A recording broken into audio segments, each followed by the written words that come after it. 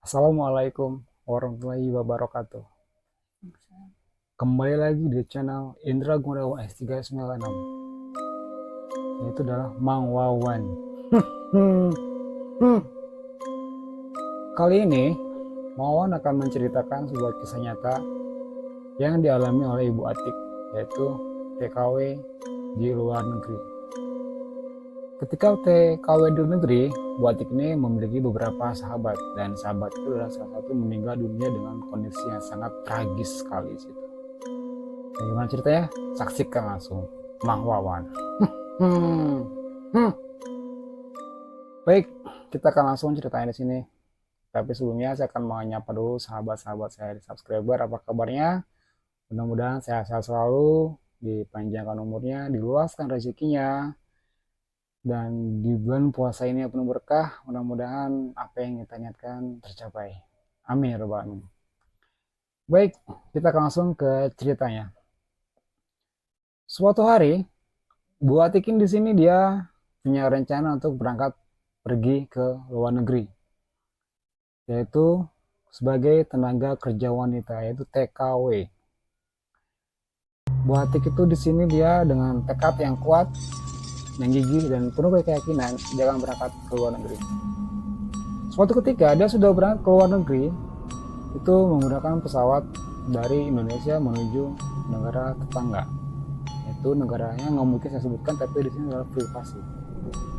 Nah, sebelum Bu Atik itu pergi, itu Bu Atik mengalami beberapa kendala, yaitu ketika dia berjalan melalui kendaraan, dia tidak membawa uang sama sekali, hanya berbekal identitas pribadi. Ketika Bu Atik sampai di bandara internasional, dia hampir terlambat untuk menuju masuk pesawat.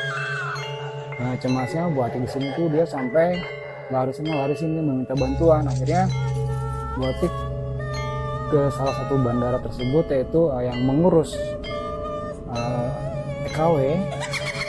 Dia meminta bantuan untuk meminjam sebuah uang agar bisa berangkat ke luar negeri. Setelah dapat uang itu, Bu Atik pergilah ke luar negeri. Akhirnya dia sampailah di bandara tujuannya. Setibanya di sana, Bu Atik itu dia langsung masuk ke agensi di sana ya. Ketemu beberapa kepala agensi di sana itu kan ya, biasanya kan dia ditampung dulu di sana, dia belajar dulu bahasa di sana. Setelah itu Bu Atik kebetulan di sini Bu Atik itu dia sudah dapat majikan baru. Akhirnya ketemulah dia dengan majikan baru. Majikan yang pertama itu adalah orang dari luar negeri tersebut. Ketemulah di situ dia sudah tanda tangan, ngurus-urus surat dan sebagainya. Akhirnya Bu Atik kerja di hari pertama. Di sini Bu Atik ketika dia bekerja di hari pertama, dia lancar-lancar aja, nggak ada kendala apa-apa. Dia kerja dengan semangat, setiap pekerjaan dia diselesaikan dengan baik, berbahasa pun dengan baik, dan ternyata Bu Atik ini cocok dengan majikan yang pertama dia.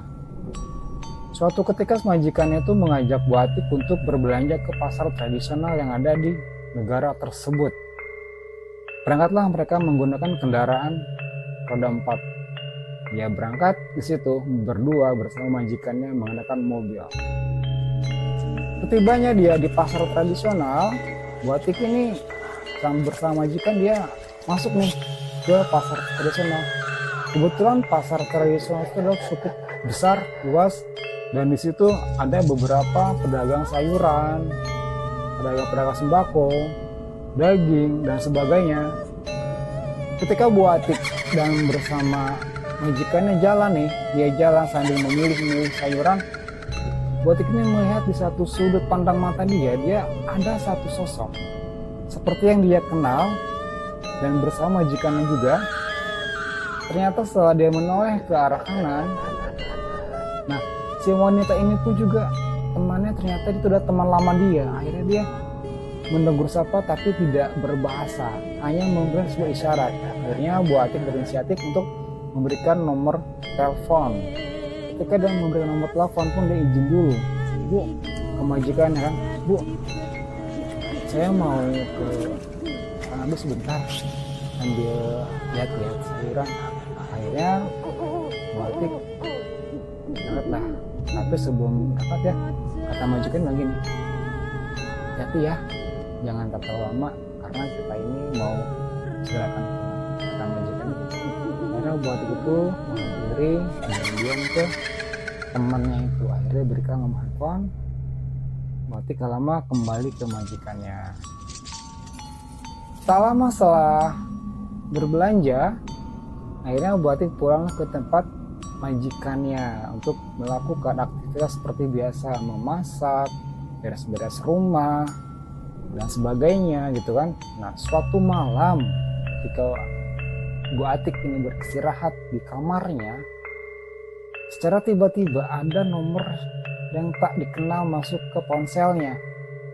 Setelah diterima dan dilihat, terus menghubungi nomor tersebut, ternyata itu adalah teman akrabnya Bu Atik ketika dia sekolah di Indonesia. Kita sebut di sini namanya Lia.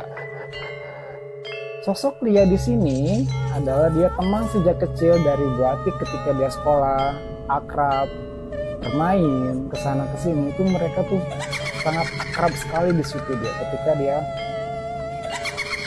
ketika dia masih di sekolah.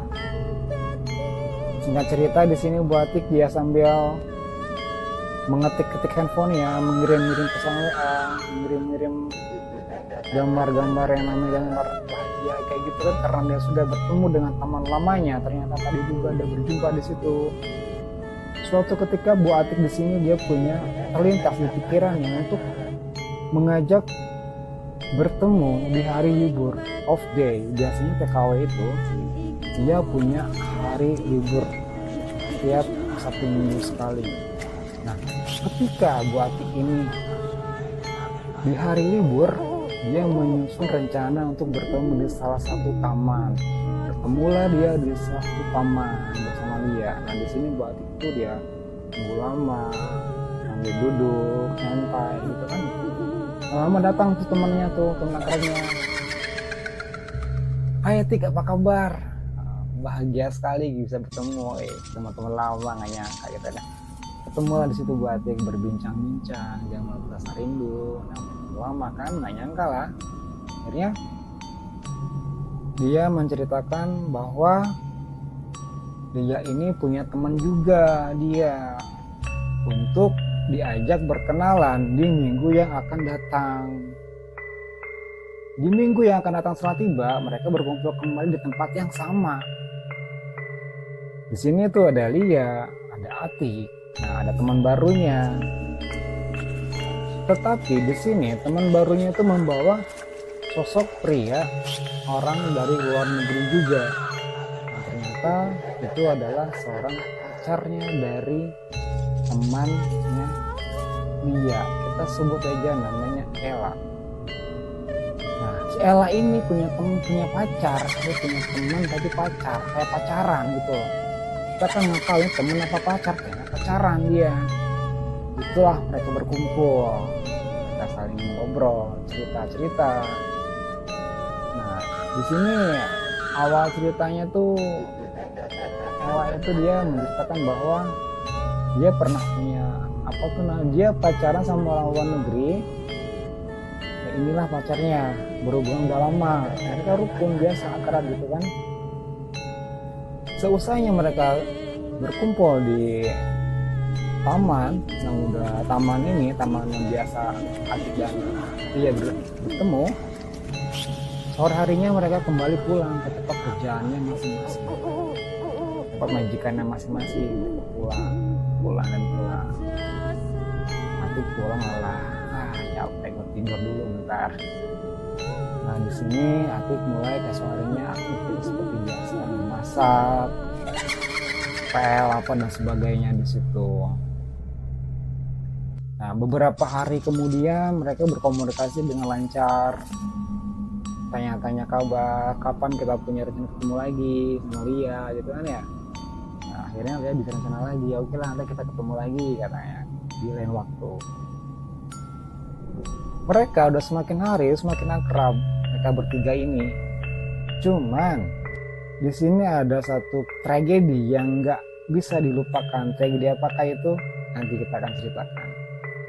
Nah, di sini mereka tuh udah mulai menyusun rencana untuk ketemu berikutnya.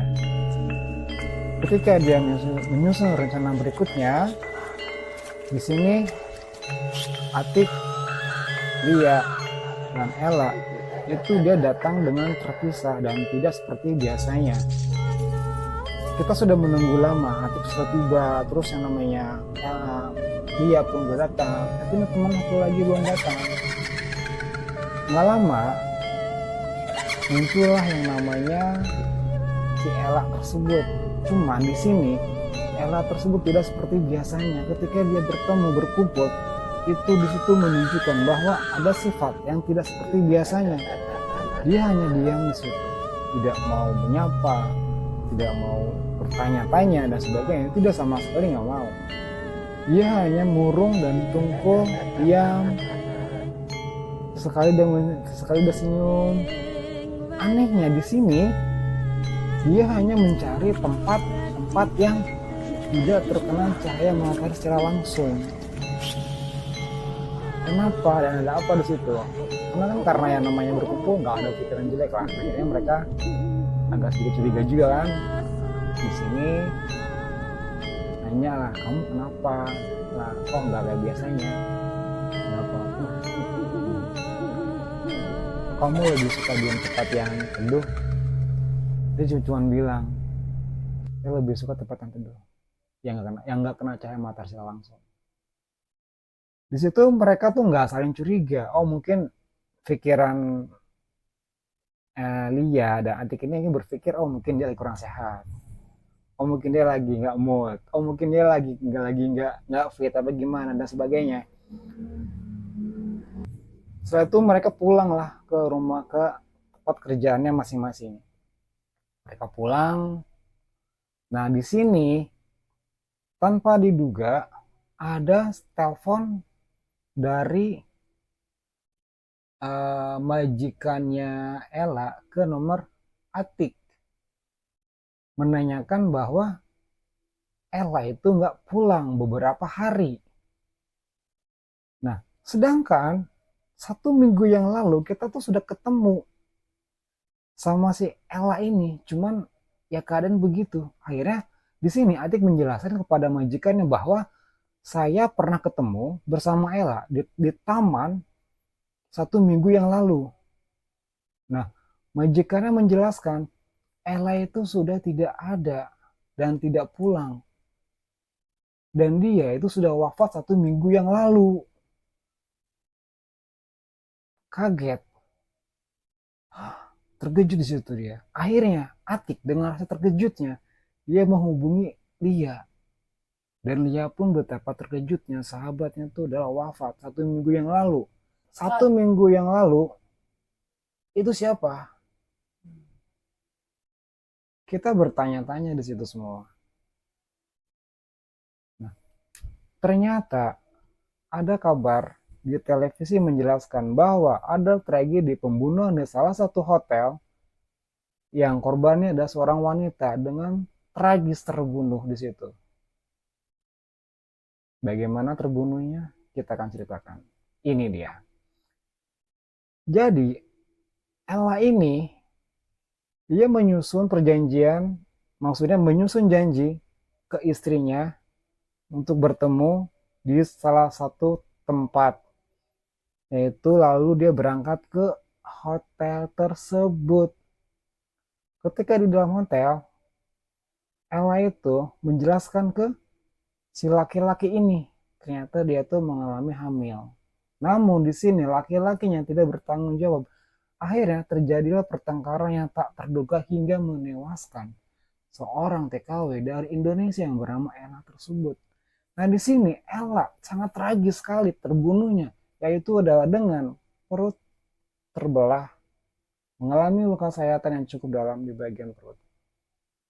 Lalu dia tewas di hotel tersebut.